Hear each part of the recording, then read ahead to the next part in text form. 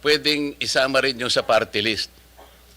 Kasi dito po sa sinabmit ninyo, itong 2026, based on HGAB, walang party list dito eh. Bakit ko po ini-insist yun? Meron pong party list kasi na contractor congressman. Alam na po ninyo siguro kung sino yung sinasabi ko. Mr. Chairman, pwede po ba ako magpagam nga at ako'y kailangan nga pong mag-CR? Oo, sige. Nung dumating sige. po si Senator Marcoleta, at the very least, kailangan ko ata mag-CR. Mr. Chairman, pwede po ba ako magpagam nga at ako'y kailangan nga pong mag-CR? Oo, sige. Nung dumating sige. po si Senator Marcoleta, at the very least, kailangan ko ata mag-CR. At the very least naman, sa bigat ng trabaho nyo, Pasensya na po. payagan namin kayo mag-CR at the very least. To take advantage of the time habang nasa Call of Nature Ay, si Sec. salamat Dizon. po, ma'am. Yes, good morning. Thank you for acknowledging me. Baka papayag sila para hindi waste of time yung expert sa allocable at non-allocable si Director Bote. Hindi, kayo po, no? Si Planning. Kasi wala nun si Sen. Marcoleta at Sen. Erwin para may definition of terms at yung bago ng pangalan ng allocable at non-allocable. Kasi nakaka-confuse, di ba? Di ba naging congressman tayo, Sen. Erwin, naging congressman si Senator Marcoleta. Wala talaga akong alam na allocable at non-allocable. Jokingly, sinabi nung huling hearing natin ni Secretary Dizon nung lumapit dito sa amin ni Chair Sherwin, Sen. Sherwin, yung allocable daw yung maaring i-allok. Pero joke daw yon. Yun ang sabi ko. Ano ba yung allocable? So talagang hanggang ngayon po, marami na akong kausap sa tagal-tagal natin dito, pati Senate Elberemo, wala silang maalala. I'm sure our colleagues would want to understand para po may definition of terms. Tapos, yung inyong bagong termino, dahil ayaw nyong gamitin po yung allocable at non-allocable. So, hindi i-allok, mabuti. Bawal i-allok. Ano na po ang tawag? Siguro, district projects and non-district, kung ano po. Sige, si Director Bote and Yusek. Kung sino po yung eksperto. Thank you. I May I don't interject, Madam Chair? Thank you Hi, po. Mr. Chair. Yes, go ahead, Senator. In relation to the question of Senator Aligarda, hindi po joke yun. Yung allocable, if you will note, during one of those hearings in the Blue Ribbon Committee, yun pong allocable, inadmit po ni former Secretary Bonoan. Nandun po silang dalawa ni Yusek Cabral nung tinanong po namin yung allocable. Tinanong po namin ano-ano po ba yung mga factors na nakapagdadagdag doon sa mga initial ceilings that have been established nung NEP. So sinabi po nila yung allocable funding, yan daw po ay talagang inahanda nila, particularly in the House of Representatives kasi sila yung mayroong power of the purse para hindi na molestyahin, well, pardon for the using the word, para hindi na istorbuhin yung mga nakalatag sa NEP. Talagang provision po yun na talagang pambibigay dun sa mga members ng House. Inadmit niya po yun. Mahigit pong 300 po talaga ang members ng House of Representatives. Nag-a-average po ng 1 billion ang regular district representative. Average lang po yun. Merong mas mataas.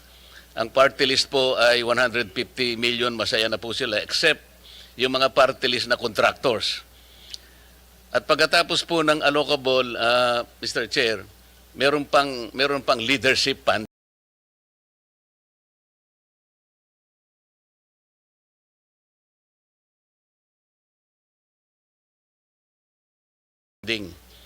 At dadagdag pa po yung unprogram at saka nga po yung difference na manggagaling po ngayon sa bicameral conference. Nung kinumpute ko po yun, and this is recorded in one of the Blue Ribbon Committee hearings, 1 trillion po talagang naidadagdag sa DPWH pa lang. And 1 trillion pesos, ito po yung sinasabi naming taba, kung yun po ay ibabangga natin sa 6.325 trillion na budget ng 2025, 1 trillion is almost 15%. So, hindi po siya joke. Inamin po yun, nung recorded po ito. Thank you, Mr. Chair. Mr. Chair, may I? Go ahead, Senator. So, Senator Marcoleta, do you mean itong allocable na ito, itong leadership pa na ito, suhol o lagay sa mga mambabatas? Can you please specify? Ganun ang naging konklusyon doon, Mr. Chair. Kasi nga, sabi ni Secretary Bonoan, para hindi na galawin. Pangsuhol talaga. So, nung pong tinanong ko magkano yon, 450 billion pesos. Pagkatapos yun pong leadership, alam nyo naman po yung leadership sa House, merong speaker, may deputy speaker, merong majority leader, at napakaraming assistant and deputy majority leaders. Isama mo po yung mga chairman at saka vice chairman ng Appropriations Committee. Yun po yung 450 billion. Recorded po ito. At pagkatapos yung leadership, 100 billion yan. Nakarecord po yan. Ang program, 150 billion. At pagkata, yung difference na po, pagkatapos na ng NEP at saka yung GAA, another 400 billion pesos. Yun po yung 1 trillion na taba na hindi naman kailangan po ng ating DPWH kung tutuusin natin. Salamat po, Mr. Chair. Thank you so much for explaining to me, Senator Marcoleta and Sen. Tulfo. Mr. Chair, kahapon po nag-uusap tayo. Sunday we were both working and we both acknowledged that we received the June or July list of allocable but not the September. So I am told by our staffs, wala pa rin. May we request the September as revised. Maski po hindi na yung words allocable, anyo mo, hindi naman kasalanan na may ceiling. Tama po yung sinabi nyo. Hindi naman forever kailangan humihingi ang congressman or ang mga mayor. Tapos, yung hindi district projects, makinig kasi kayo pag tinatanong ko po. Yes, yung hindi po district projects, yun ang tinatawag na non-allocable. Di ibahin natin ang pangalan, non-district, ganun lang. Wala namang masama doon eh.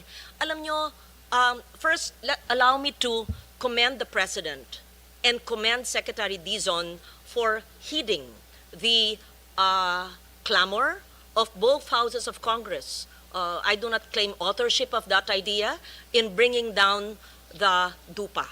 Thank you for that. It was declared by the President on the day that he left for the ASEAN meeting. We truly appreciate your listening to the people and bringing it down. But there are much more reforms to be done. I believe that all of us want really reforms and changes that will be felt by our people for bigger fiscal space to give other departments or other programs under DPWH that will really redound to the benefit of our people. Kaya, una, I commend you. Salamat po sa pagbaba ng DUPA na makakasave, sabi nyo, ng 50. Pero sa computation ko, and I'll get back to that later, it should be bigger than 50B. And siguro dapat sagutin nyo yung hiningi ng chair last time, yung natuklasan niyang 271B.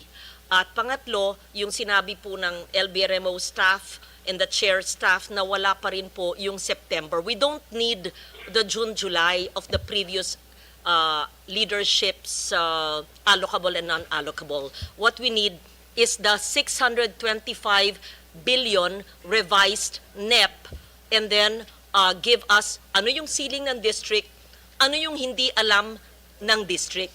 And why do I say this, Mr. Chair? Mahalaga po, kasi di ba nangyayari ngayon, may mga congressman na tatamaan, may mga ibang sa lokal o district engineer na tatamaan, hindi nila alam. Senator Sherwin himself, we were talking yesterday and we were both asking each other, nasa yung malistahan, pareho kaming we were in the dark, wala pa. And then you told me that indeed, in your district, your brother's a mayor, sa inyong Cong, and there are projects you don't know.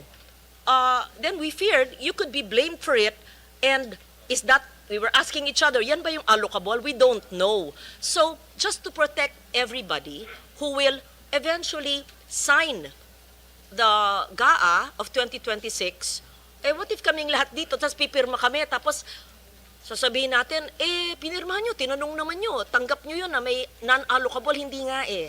Maski po iba na ang tawag natin, gusto lang po namin makita ano yung alam talaga ng congressman, alam ng district engineer, at yung hindi nila alam na maaring alam ng region, na maaring alam ng central na hindi alam ng region.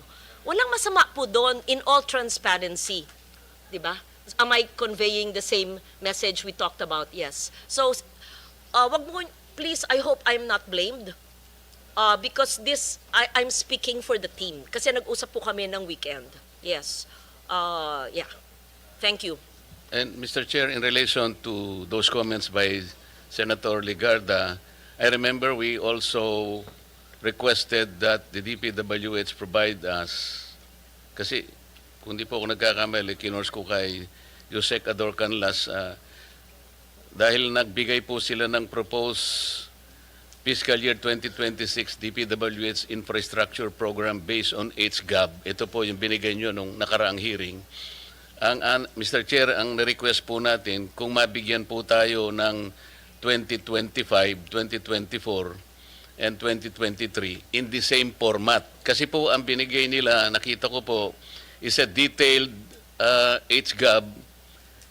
It will not permit easy comparison eh. Dito po, kung gamitin po natin itong format na to, sinabi ko naman sa ito, Yusek Ador, ang daling ikumpara. Halimbawa po, yung National Capital Region, 26.6 billion, di ba? So makikita natin sa 2025, 24, and 23 kung ano yung latag. Because I remember, sinabi ko kay Secretary Dizon na ang pinaka-importante, mahimay natin, kasi ang importante rito yung allocation po ng finite resources ng ating bansa. Region 1, 24 billion, CAR, 17 billion. Sana sa ganitong format din po, napakadali na ikumpara natin yung 4 na taon, madadali po tayo eh. Yun po yung aking request nung nakaraang hearing, kung matatandaan po ninyo. Hindi po yung detalye, mawawala na po tayo doon pagka yung detalye. If you are the one who submitted this format, in the same format sana, HGAB po, hindi po yung NEP. So, kung HGAB, puro HGAB po yon 2023, 24, 25, meron na pong 26. So, tatlong taon na lamang po ang inihingi namin to permit easy reference and comparison. Pwede po. Go ahead, Yusek Conti. Thank you, Mr. Chairman. With the kind permission of the Secretary, I would like to address first the manifestation and comment of Senator Lauren. Ma'am, tama po kayo at nagpapasalamat po kami sa inyong pag-promote and transparency, accountability, and fiscal discipline dito po sa ating budget process. And I'm conferring with Director Bote. Tomorrow morning, we will be submitting as requested, Mr. Chairman, yung pong hinihingi nyo na allocation per district, kasama na po yung allocation in totality per region so that the committee will be properly guided po based po doon sa request po ni Senator Lauren. Yusek, i-ano lang po namin, i-stress lang namin, based on HGAB. Yan, apo. Yung And number 2, yung request po ni Senator Marcoleta, we will be furnishing you with the 2023, 2024, and 2025 HGAB following the format submitted Yes, sir. similar to 2026. Yes, sir. Mr. Chair, Chairman. kasi po itong binigay nyo based on GAA eh. Kaya medyo hindi comparative. At Yusek Ador, nasabi ko rin sa iyo na pwedeng isama rin yung sa party list. Kasi dito po sa sinabit ninyo itong 2026 based on HGAB, walang party list dito eh. Bakit ko po ini-insist yun? Meron pong party list kasi na contractor congressman. Alam na po ninyo siguro kung sino yung sinasabi ko. Yung pong ordinary party list, masaya na siya sa 150 million allocable. Pero po yung contractor party list, iba po yun. Kaya gusto po naming makita, this is still in relation to the truthful allocation. Dito po nagkakaroon ng problema. Pwede po ba yun? Isasama po natin ang party list. Dito po sa HGAB po ninyo, 2026, wala pang party list. At tama po, Mr. Chairman, because the party list wala ko siyang distrito will try to extract as Opo, much as wala possible. kaming ano, kasi Kung ano lang po available. nationwide po kami. Pero Yes. makukuha nyo kung ilan po yung na-allocate per party list. Tama po.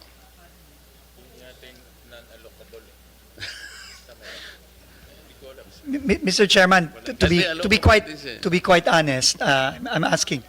I think ang makakaalam lang daw po according to Asek Bote or ano, would be Committee on Appropriations in the House. Kung HGAB po ang pinag-uusapan natin. Nahihirapan po kaming kumuha nun eh. Kasi nga po po. kayo, makukuha nyo rin eh. Lahat ng party list, alam po ninyo yung mga projects nila eh.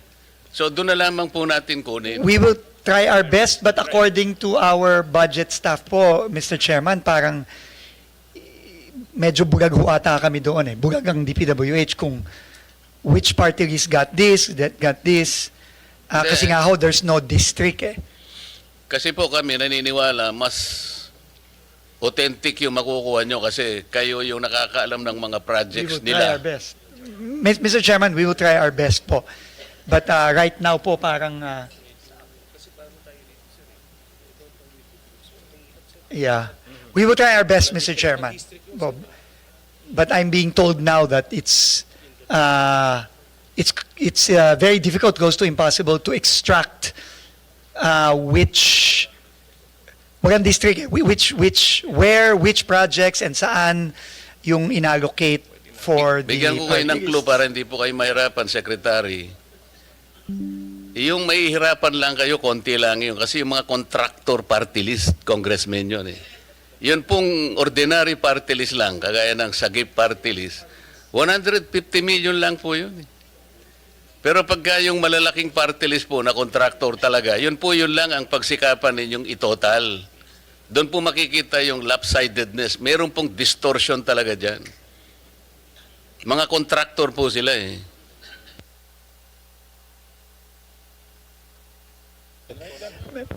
Mr. Chairman, we will also write the Committee on Appropriations and seek their assistance also kung paano po ang kung maibibigay nila sa amin yung detalye yun. But as of now, I don't think we have that information. Meaning we cannot extract from the HGAB specifically kung which line items, which projects were allocated or allotted to a particular party list representative. Sa planning Unlike the district. Unlike the planning districts. service ninyo, Secretary, nakukuha po yun. Sige po. Kasi si Yosek Cabral noon, alam niya lahat yun eh. Sige po, Mr. Chairman. Unfortunately, Yusik Cabral is no Mr. longer in the Chair. department, but we will try our best. No? Mr. Chair. Senator Tulfo. Yeah, I would just like to ask the planning service sa finance ng DPWH. Ito ba yung sinasabi because walang specific na district yung budget at saka so maaring may naririnig kasi ako nung when I was in the House of Representatives na pwedeng bumili si ganito ng pondo kay ganito. Hihingin ni congressman ganito kay congressman ganito yung pondo. Where in fact, naka-allocate sa district niya, dadalhin sa kabilang district or ibibenta.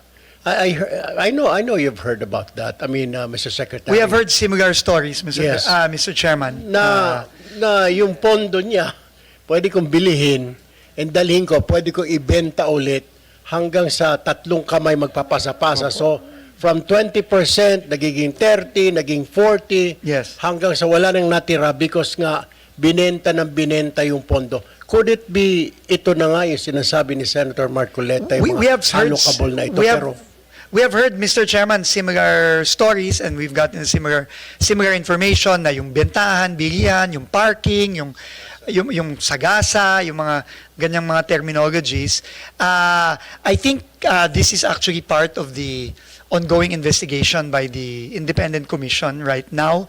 And we have been asked to submit documentation as well for this. But as to kung itong mga sa party list ay kasama dito, well, it's possible po na kasama yan. Although, like I said po, mukhang hirap kaming at least sa department na i-identify kung magkano yung mga yan, saan yan, kanino ginagay. No, yun po ang medyo, I think we have a bit of a hard time getting all that Mr. details. Chair, Senator Lloyd. salamat po sa inyong sagot, Secretary. Kaya nga, last week pa namin hinihingi yung NEP revised, allocable at non-allocable, maski iba na ang salita, district project at non-district, doon makikita yung kanilang hinihingi.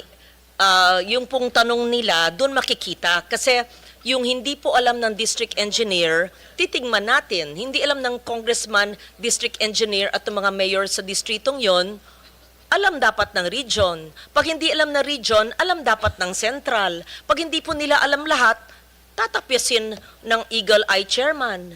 Ganun lang po yun, di ba? Mapo. So I think what we're asking for will address the concerns of the other senators if we are really serious, and I'm Yes. sure you are serious about cleaning up the system. Yes. Ma'am, I think Thank you.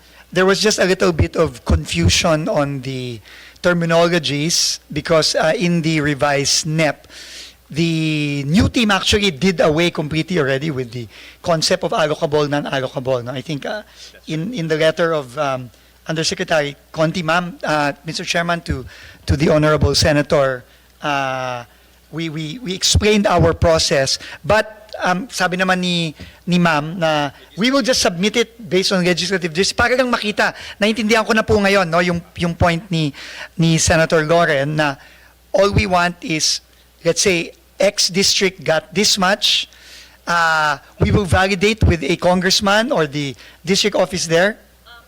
To shorten your work, Yes. hindi na kailangan po i-validate. Ito, 625, di ba yung revised? Per district po, yung Magkano? yung sa district ito, yung region or central ito. So, inibalong nyo yung pangalan, hindi lang natin ginagamit allocable Yes. and non-allocable. Kasi, Understood, ma'am. just to simplify, sabi po ni Director Bote, ang allocable, yung ceiling po ng budget ng congressional district, allocable. O sige, ayaw nyo gamitin yun, ayaw din namin. So, tawagin natin district projects. Yung hindi po district projects, tinatawag sa dating leadership ng non-allocable. Ayaw po natin gamitin yon. Di tawagin natin non-district projects. Pag hindi po alam ni district engineer at ni congressman at ng lokal, di region siya o central siya o question mark, sino pa? Di ba? Ganun po. So, district, non-district. So, district, synonymous to allocable. Non-district, synonymous to non-allocable. Yung tinatanong po nila, parking sa gasa, whatever, ay siguro sa non-allocable dati. So, aalamin natin, doon lang natin makikita yung hugis at yung maaring mga tabang pwedeng putulin kung makita natin yung non-allocable synonymous to non-district. Tama ba ho? Thank you. Agree ba? Very Director? clear, ma'am. Nakikita- Now, Director Bote and But you have to Undersecretary. identify for us, hindi lang yung suma total, this district, 1B. Hindi. Lagay nyo, 500 district, 500 previously known as non-allocable, now called non-district. Ganun lang. At for all you know, these are national convergence. Malay mo may highway doon. Malay mo may, ganun lang. Ganun lang. Pero detalya. Oo. Thank you, Mr. Very Chair. clear, Mr. Chairman. Ma'am, very clear po. I was told po by ASEC Bote and USEC Nick, they can submit this by tomorrow morning. Submit to the committee, Yusek. I think ang punto naman ng mga senators, Secretary Dizon, in the past kasi bigla nilang may lumalabas na project, no? At kung nasundan natin yung Blue Ribbon hearing, sila na nagsasabi, yung mga resource persons, sila Bernardo, sila Alcantara, na kaya nilang maglagay ng project nang hindi alam ng local government, hindi rin alam ng mga congressmen. No? Ang usapan, ika nga, nasa taas. That's the point Senator Loren and the rest of the senators are trying to make. So that makikita natin kung ano yung mga projects na coordinated on the ground, ano yung bigla nilang dumadating dahil mausapan na sa taas. That's the point. No? So just submit to the committee, Yusek, para maano natin. We will, Mr. Ma-process Chairman, natin. thank you po. Very clear na po ngayon. Ma'am, thank you so much. Secretary, we go to red flag 1. Yes, just, again, Mr. Chairman, with your permission, maybe 5 examples na lang po. No? 5 examples lang, no? So, just to summarize, next slide, please. Projects with no station numbers. Ito po, no, yung po yung observations ng committee, which we agree. Projects with no station limits now have been updated with station limits. For school buildings, station limit is obviously not applicable. So, yung school ID number na lang po ang ginagay natin para po klaro na it is a real and not a guni-guni school, no, para lang ho very clear. So next, There were 4,566 identified by the committee. Again, we're very, very thankful po for identifying these. As of yesterday, 4,085 have been corrected with station numbers amounting to 180.3 billion out of the 201.3 billion. So ito po yung nasubmit na namin. I think there are already specific annexes to this, and the breakdown per region is as follows. Now, just to give some examples, ito po, for example, sa Cordillera ulit, no, ito po ay isang, I guess, new road, Caglayan, Padig, Cupis Road leading to Nabuangan River in Barangay Caglayan, Apayao. No, 69.5 million. Naglagay na po ng station numbers ito from start to end. No? This is an example of this. No, may station, hindi ko na babasa. Meron naman yan. No? Next slide, sorry. Ito po, no? So from the old line item, sorry, which without station numbers, ngayon po meron na. So same project, but now station 7 plus 543.00 to station 8 plus 933, Barangay Caglayan, Corner, Apayao. So this is just an example. Another example in the NCR. This is a school building, Mr. Chairman, obviously, and it is a retrofitting of a multipurpose building, which is a school building in Moises Salvador Elementary School, Manila, 103 million, and this is the these are the geotag coordinates as well as the school ID number. And you will see it in the next slide. Next slide, please. Ito na po, no? Instead of retrofitting of multipurpose building, Moises Salvador Elementary School, Manila City, it is now retrofitting of multipurpose building, Moises Salvador Elementary School, school ID number 136464, Maceda Building, Manila. So ito po, no, ang example naman ng eskwelahan, no? And by the way, Mr. Chairman, and again, thanks to the committee, from now on, ganito na po ang gagawin ng DPWH in future budgets, no? Talagang, it will be as detailed as possible na with either station numbers or school ID numbers for school buildings. Maybe we can go to the Visayas as an example.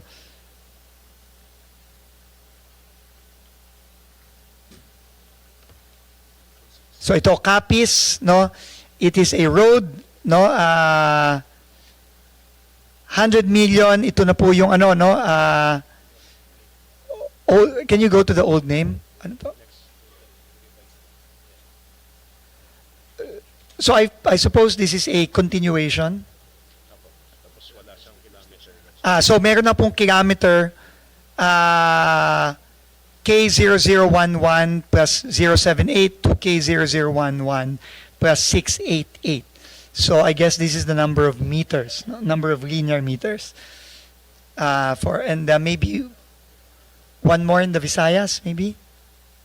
Negros Island region, again, construction of road, Barangay Cangabo, La Libertad, Negros Oriental, 38.7 million. This is the picture. And then there will now be station numbers, station limits. No, station 2 plus 670 to station 3 plus 970, La Libertad, Negros Oriental. And maybe finally in Mindanao, Zamboanga del Norte, again, a picture of the road with the geotag locations. And then for 20 million pesos, and then the station limits, the new name will be construction of the road with station 000. I think it is a new road, that's why it's station 00 to station 1 plus 000. So 1 kilometer po yung gagawin for 20 million pesos. So again, moving forward po, ganito na ang gagawin natin through the district engineering offices. Can we go back to the first slide, please? Mr. Chairman, again, the second slide, 4,085 have been identified out of the 4,566.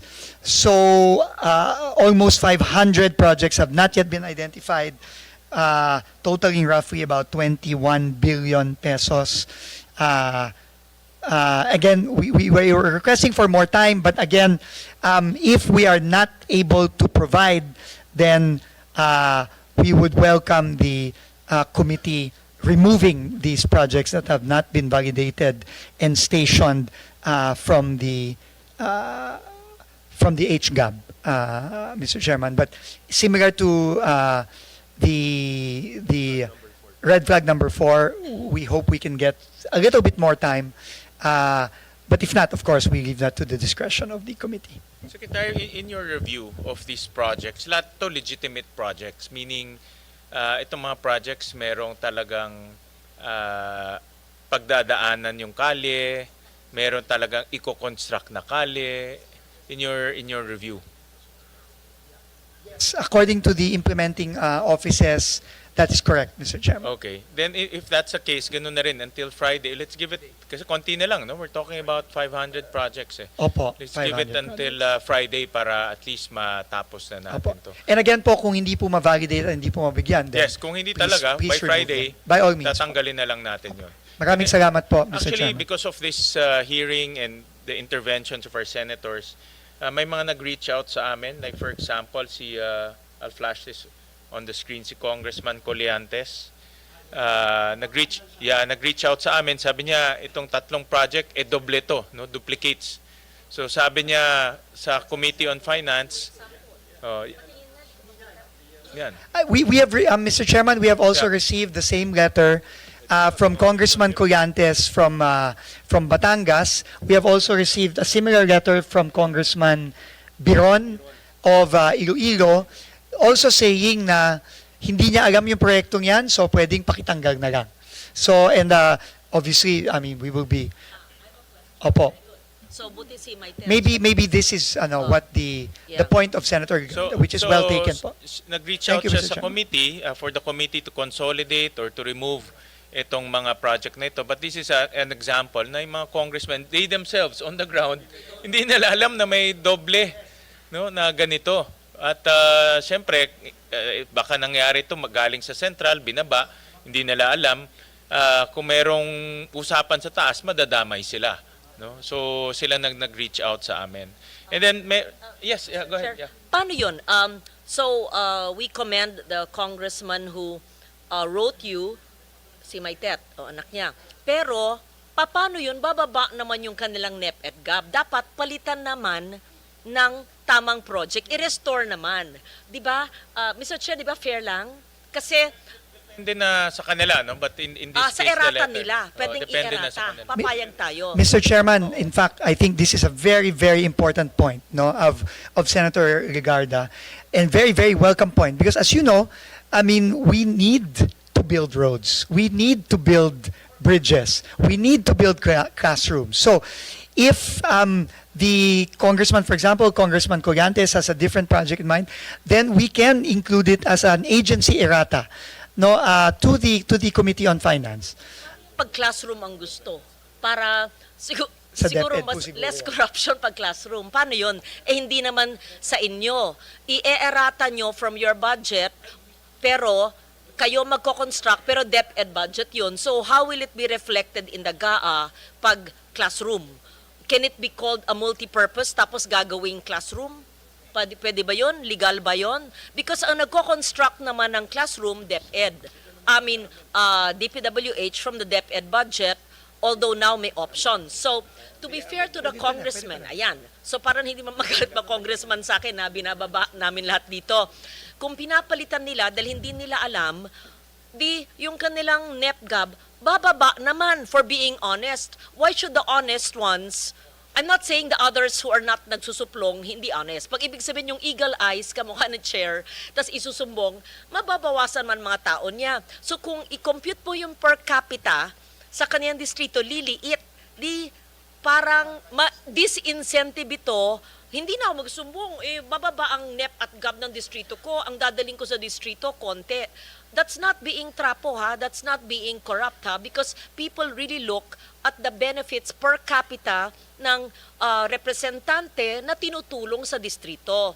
So siguro naman po, sa mga valid na proyekto, gaya ng classroom, multipurpose pwedeng classroom, pwedeng palitan dahil sa hindi alam. Kung papayag yung chair, that's my simple question. What is the legal way of doing an errata of a valid project? Thank you. Paano po yun? I think ang process is we can amend, but we need to know kung anong exactly i-amend natin kasi yung need on the ground mas kabisado ng congressmen and LGU yan no?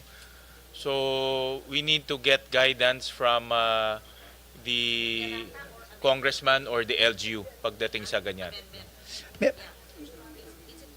Is it, May mga Tama si Chair, hindi raw errata, sabi ni Attorney Doblon at ni DG Irene, amendment, pero hindi siya individual. It's an institutional amendment because of all these changes now. It's not just one district, 2, 3. It's really districts na nakakita ng flags or bumaba ang kalang NEP-GAB not on their own doing. Let's say nagsimula ang NEP sa 3, naging 1 kasi maraming nagtakbuhan na daga na natakot sa district or kasi natanggal yung flood control, i-institutional amendment. Kamukha yung kay Maitet na distrito, siya ang nagsabi sa chair, wag naman parusahan na nawalan yung mga tao niya, papalitan, let's say, ng classroom or whatever na valid.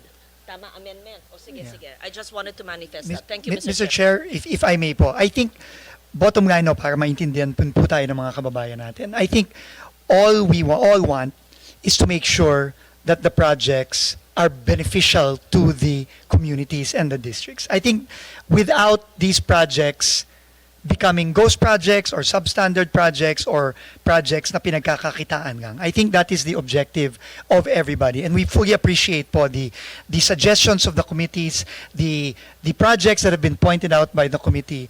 And we will work po on the proper mechanism by which we can correct all these problems that we have, that the committee has pointed out, that some congressmen have pointed out, so we can really have a budget that will really be beneficial to the districts and the communities at hindi na nanakawin po. So we will work po with pasensya na po, I thought na pwede pang mag-agency errata. I was just informed na hindi na daw pwede at this point. But we will work with the Committee on Finance po for the appropriate institutional amendments that need to be made to make sure na maayos po itong budget ng DPWH ng 2026. Thank you very much, Mr. Chairman. Thank you, Senator Secretary. Loren. Meron din akong example na baliktad naman, no? Si Senator Marcoleta. Pwedeng magtanong ng paiba naman. Mr. Chair, gusto kong tanungin sana ang ating secretary kasi noong September 11, 2025, kayo po ay nag-file ng criminal complaints doon sa 20 opisyalis ng DPWH, DEO, First District ng Bulacan. Tama po. At noong September 19, 2025, sa order po ng ating then acting Ombudsman Dante Vargas, 16 of them were placed under suspension. Ano po ang status ngayon ng mga yun?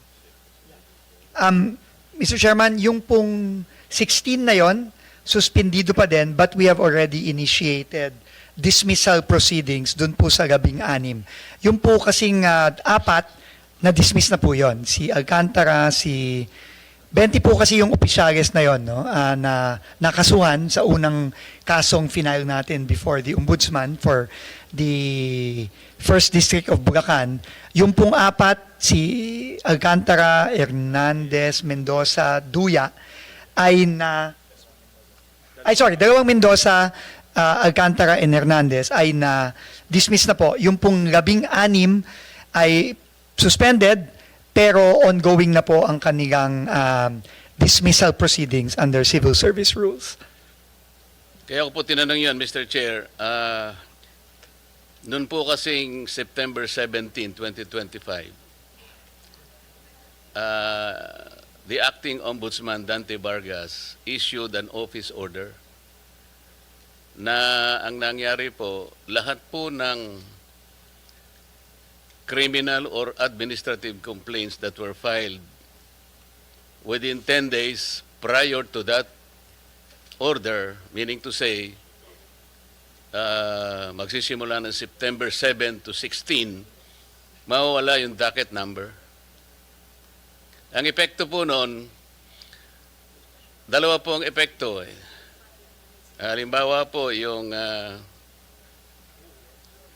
September 15, 2025,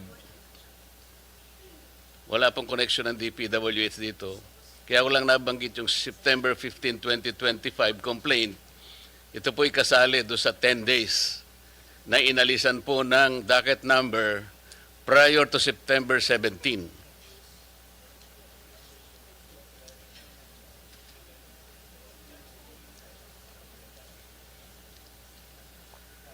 So, ang epekto po ng September 15, 2025, ito po yung pinail ni Acting Mayor Baste Duterte. So dahil naalisan po ng docket number yung final niya, dahil na-cover po ng office order, yung pong ombudsman natin nakaligtas. Dahil ang immediate effect po ng pagkakaalis ng docket number, these cases will now be under evaluation. Sa makatwid, hindi sa active case.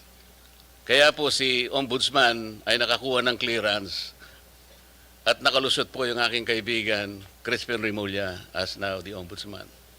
Kaya po binabanggit, yung pong inyong pinail ay covered po eh. September 11 po kasi, sa makatwid, kung naalis din po ng docket number yon,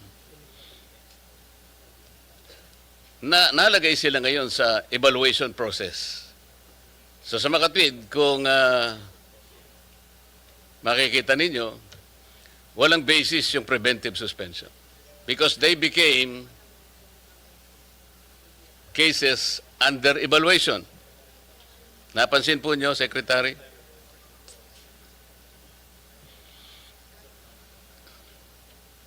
While it benefited the Ombudsman, the applicant ombudsman at the time, hindi po nagkabisa yung suspension ninyo. Because both of these cases were covered under the order issued by Dante Vargas. So may nagsasabi nga, Mr. Chair, kapag ikaw ay nanalangin para umulan, kinakailangan ay pagtiyagaan mo yung putik na idudulot nito. So, nasaan po ngayon yung suspension? Opo. So hindi pa, right now po, ang immediate po kasi naming naging action, pagka-file namin ng kaso, ay ito nga po, no?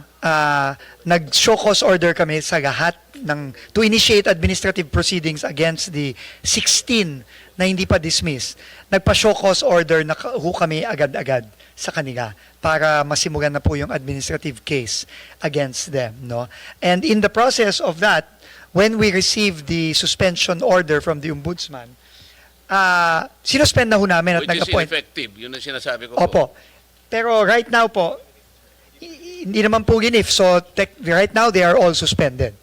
No? At ongoing na po yung administrative process against them. So for all intents po sa amin, at least sa administrative case, tuloy-tuloy lang po kami, Mr. Chairman.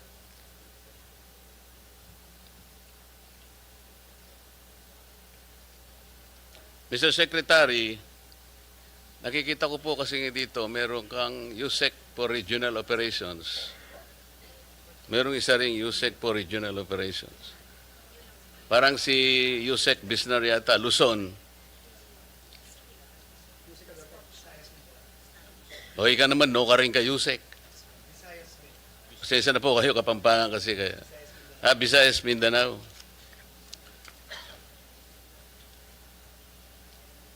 Pero, Mr. Secretary,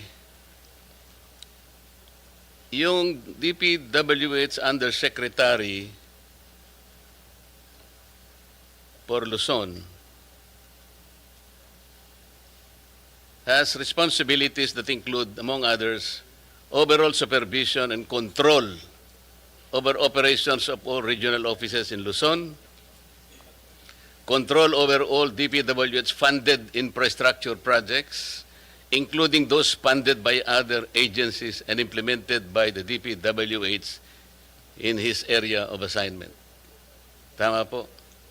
Tama po, Mr. Chairman. So, napakalaking responsibilidad po ito. Pinagtiyagaan ko pong ipagtanong ang pinanggalingan po ni Yusek Mjna. Medyo nakakabahala po. Pasensya na po, ano? Noon pong August 15, 1998, Yusek Mjna, hanggang October 4, 2000, or 2 years and 1 month, kayo po ay nasa ph.AU Headquarters Support Service, HSS. Ang ibig pala sabihin ng ph.AU, ito po yung Personnel Holding and Accounting Unit na nakakabahala po ang kalagayan sapagkat ito po pala ay mga police personnel assigned to PH.AU for various reasons, including secondment to other agencies, those on study leave, or those under floating status, such as personnel with pending criminal investigation, etc., etc. And then, in January 16, 2002 to November 7 to 2002, ganun din po, PH.AU HSS. Ganun din po sa November 8, 2002 to 2003, 4 months ito. Ang pinaka medyo maduguri ito, Secretary, PH.AU HSS, March 4, 2003 to March 15, 2012, or a period of 9 years. Ano po ang, bakit po kayo naka-float ng ganito katagal pong panahon? More than, from 1998 to 2012, it's more than 11 years. Were you in floating status, sir? Mr. Chair, with the permission of the Go Secretary. ahead, Yusek. From 1998 to 2001, Mr. Chair, I was detailed to the Presidential Anti-Organized Crime Task Force. What is that, sir? The Presidential Anti-Organized Crime Task Force. Yun Mr. yung Chair. PAOK-TF. Yes, sir. That's 2001 to 1998 to 2001 or 2002, Mr. Chair. 1998. Pero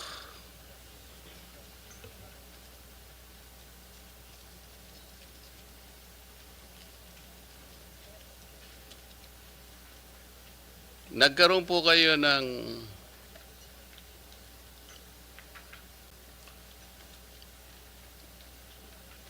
you obtained your bachelor's degree, Philippine Military Academy, 1986-1990 po. Yes, Mr. Chair.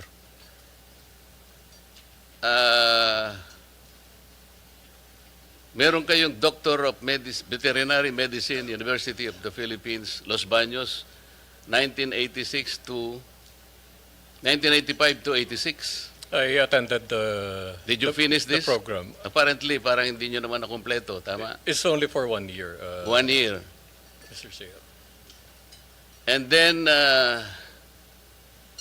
meron kayong associate degree in nursing in Houston Community College System in the United States. Yes, Mr. Chair. Did you complete this? Yes, Mr. Chair. And then, meron kayong Master in Management, Philippine Christian University, 2014. na kumpleto nyo ito? Yes, Mr. Chair. Did you complete it? Yes, Mr. Chair. I'm not sure of the exact- Masteral degree, you completed it in 1 year? It's a master's program offered by the PCU, Mr. Chair. So it's not a degree, it's a program. Nakasulat po kasi sa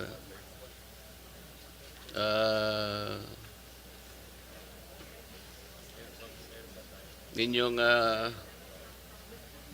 background ay masteral degree. It's a degree, Mr. Chair, offered by PCU. How can you complete a masteral degree in 1 year? It's in tandem with the officer senior executive course that they offered. There are a lot of us who graduated from that program, Mr. Chair. Mr. Secretary, kasi yung concern lang naman dito, palagi siyang nasa PHAU, HSS. Parang hindi naman ibig sabihin ay walang makikita talaga. Ano ba yung nangyari within let's say 11 to 12 years na palagi siyang nasa PHAU? Meron pang PHAU Directorate for Personnel and Records Management. So this is clerical. This is something clerical. Ngayon po ay without belittling the capacity, hindi ko po siya kilala. I'm only basing on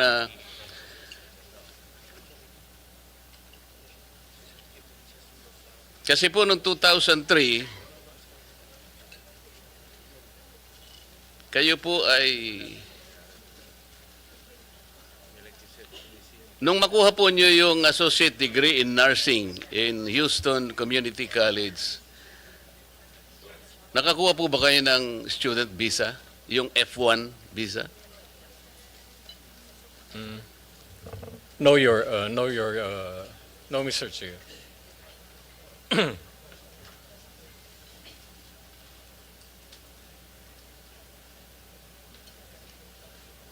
Naging immigrant kayo?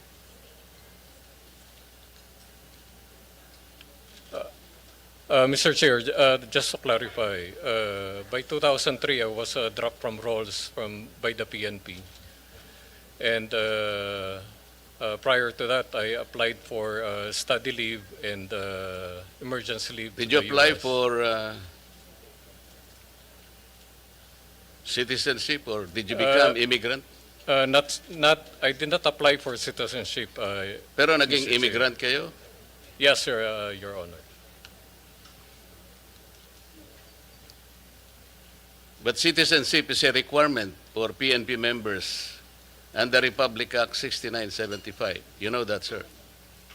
Yes, Your Honor. So kung wala po kayong F1 visa, paano kayo nakapag-aral sa Houston University Community College? When I was already dropped from roles by the PNP in 2003, sir, that's the only time that I applied, Your Or Honor. immigrant status? Yes, Your Honor.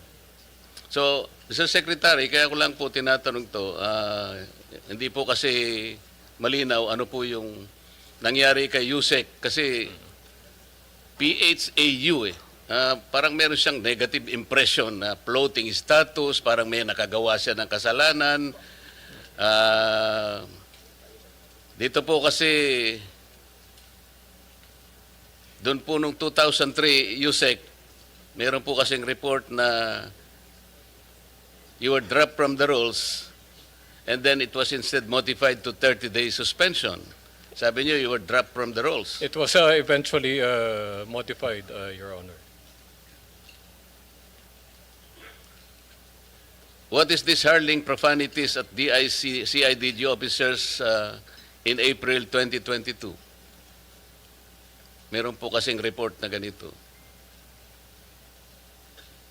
May I be clarified, Your Honor?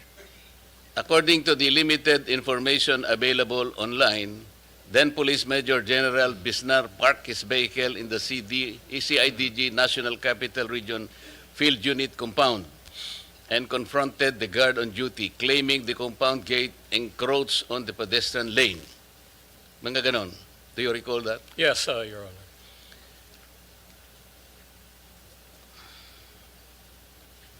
And you have been reported to have berated a police officer assigned at the CIDG for wearing a bracelet at that time. Yes, Your Honor.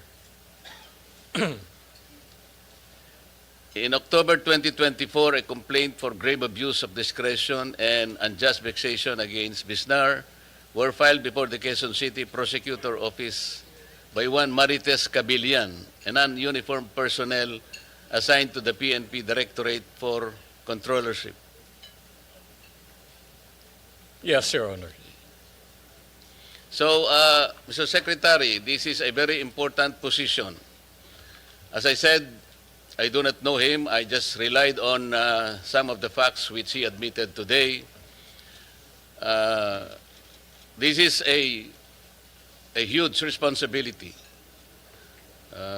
It's not only overall supervision, but he will be placed in control over operations of all regions in Luzon. Alam naman po natin dito ang pinag-uusapan natin sa Blue Ribbon Committee na talaga takot-takot na anomalya po yung ano. I am just a little bit wary na I do not judge your discretion in hiring personnel, Mr. Secretary, but just the same, you may or may not know about all these details. I will probably provide you with this. Thank you very much, Mr. Chair. Mr. Chairman, if I may you. just make Yes, go a ahead, Secretary Dizon. quick manifestation. First of all po, no, I've worked with Undersecretary